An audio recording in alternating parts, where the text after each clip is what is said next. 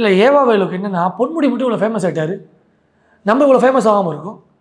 Famous ஆகிறது எதெல்லாம் ஆகணுன்றது விவசாயே கிடையாது. இவங்களை பொறுத்தவரையிலும் பழைய உருட்டு புது உருட்டு. அண்ணன் பொன்முடி பேசியது பழைய உருட்டு, அசிங்கமாக பேசுறது. புதுசாக ஒரு அப்டேட் வேணும் இல்லைங்க.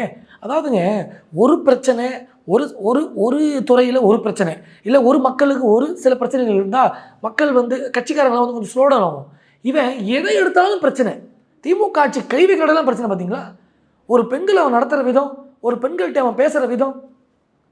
திமுக கட்சிக்குங்க அடிப்படையிலே ஒரு ஸ்ட்ரக்சர்லேயே பெரிய பிரச்சனை.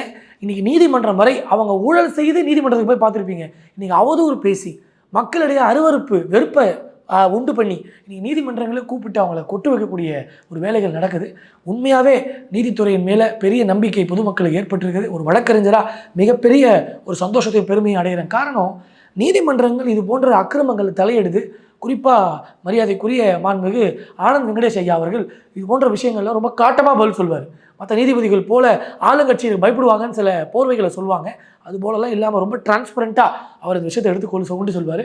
அவர் இன்னொன்று சொல்லியிருக்கிறாரு, எல்லாரும் வழக்கு போட்டிருப்பாங்க, நிறைய வழக்குகள் பொன்முடி மீது சுமத்தப்பட்டிருக்கும், அதையெல்லாம் ஒரே வழக்காக கொண்டு வாங்க, அப்போ தான் அந்த வழக்கினுடைய தன்மை ஸ்ட்ராங்காக இருக்கும், அது நீர்த்து போகாத வண்ணம் இருக்கணும். பொன்முடி அவர்கள் இது போன்ற பேச்சுக்களுக்கு பதில் சொல்லி தாங்க ஆகணும்.